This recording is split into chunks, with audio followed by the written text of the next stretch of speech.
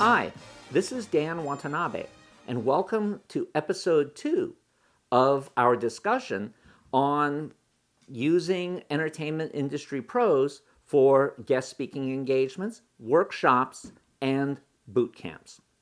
Today, let's talk a little bit about the population within our schools that are the targets for what we would like to do.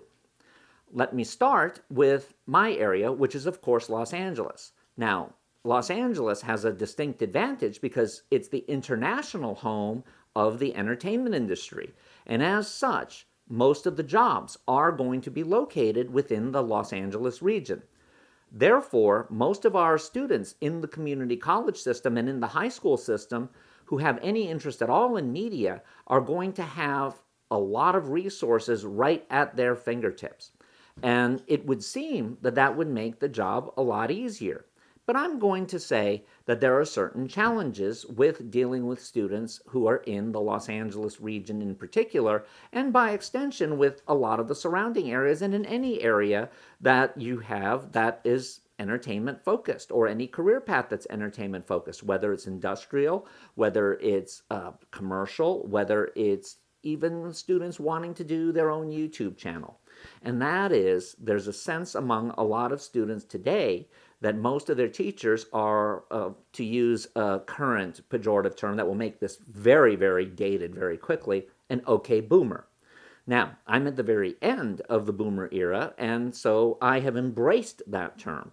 The benefit of being an okay boomer is that most of us went to school in an age when everything was analog, meaning that you had to memorize everything. In today's world, that is not true at all, and many students have a little bit of arrogance over the fact that they have access to some of the best and the brightest in the form of how-to videos, in the form of being able to look at interviews, and in the form of having resources right at their very fingertips. But that seeming advantage is in its own way a serious disadvantage, because one of the benefits of being an okay boomer is that you have to keep everything inside your head. And in the process of trying to keep everything inside your head, because after all, laziness is the mother of invention much more than necessity. If you have to keep everything inside your head, you're going to remember a lot more. And I can tell you with absolute certainty that I had to memorize things and come up with ways of memorizing things simply because I didn't want to have to go to the library to look it up, or to have to call around to try to find out information if I could maintain it in this database. The benefit of being able to do that is it allows information to sit there and percolate and for connections to be drawn. And because of that, there's a lot of times when we're dealing with younger people and they'll look at us bored because they're thinking that we're telling them something that they could just look up on Google. And then I find it necessary to point out to them, well, okay, do you want me to throw something at you that you're not going to find on Google? And I'll give them something that seems like an impossible question. Tell me how Black Sunday, a 1961 horror movie with Barbara Steele, was actually the cornerstone of Fellini being able to make 8.5. And they'll look dumbfounded because there's no way that they're going to know that off the top of their head. And there's no way that just looking up Black Sunday and looking up Fellini in 8.5 is going to give you that link. Unless you really look at a lot of the subdata. And by looking at the subdata, you go, oh, okay, I see. Well, Barbara Steele is common to both of those movies. And if I look up Barbara Steele and I look up Mario Bava, I find out that a lot of the crew on those two movies are common. And if I look up a lot more other information on it, I'll find out that Black Sunday was such an enormous hit that all of a sudden U.S. distributors were willing to jump in there and put money more towards Italian movies than they had in the past, and on the strength of some of the names, including someone like Barbara Steele, who certainly was put in 8.5 because of the name that was associated with Black Sunday. And if you want to get even more ridiculous, you could carry it back to saying that Godzilla was responsible for this because Godzilla, when it was released, made more money than all the foreign movies that had ever been released in the United States combined. So that made a sudden interest in going after foreign films that would be dubbed in English and be appealing primarily to younger people. So that's something that those of us who are okay boomers can do naturally, while somebody who is looking up at Google would never be able to draw all of those comparisons easily. Note, I said easily. It's not that they can't do it, but it becomes a little bit more of a challenge. So one of the benefits of having older people coming in and lecturing in a classroom is that they can bring foundational skills, foundational knowledge that today is often sloughed off in favor of technology or in favor of the new.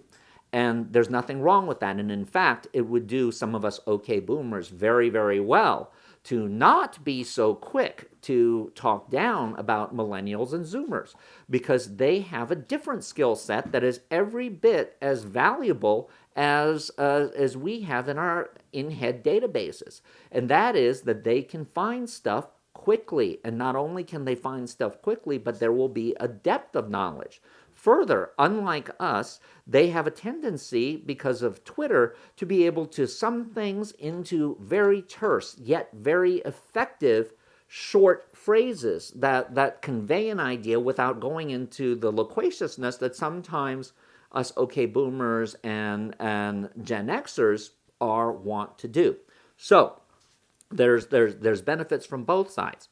What I like to do whenever I do a guest speaking event with an industry pro is to team that industry pro who, let's just for the sake of ease, make a dividing line of age 40. So somebody who is over age 40, often substantially over age 40, will be someone who can talk about foundational issues and talk about the changes that have happened during the course of their careers and how they adapted to them.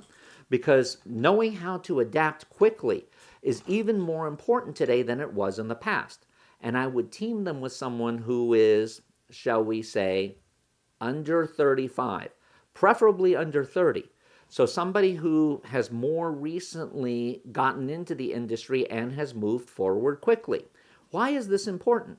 Because it's someone who a student can look at and say, that's not my dad talking to me. That's not an uncle or an aunt talking to me. That's an older sibling who's talking. And so therefore, even though you might hate your older sibling, there's somebody who's close enough to you in age to be relevant. Even though the industry doesn't really change that much in terms of the ways to get in and move forward, it still is something that every generation believes is unique to them and is filled with unique challenges. Can't tell you how, when I entered the industry in the 80s, it was harder than it had ever been, and we were coming out of a recession, so that was terrible, and it seemed to be there were no jobs, even the MIC jobs. Well, we're hearing the same things today. Oh, we're in a terrible economy, even though it's getting better in many ways. But and you have the industry being vertically integrated. So if you're not one of the golden people who happen to have gone to Hollywood High or Beverly Hills High, and or have a famous last name, you're kind of shut out, which unfortunately is partially true, but it's not wholly true. And so it always looks challenging from that standpoint. And so to have someone who's younger, who has made it, who has used the new technology to their advantage, is a plus.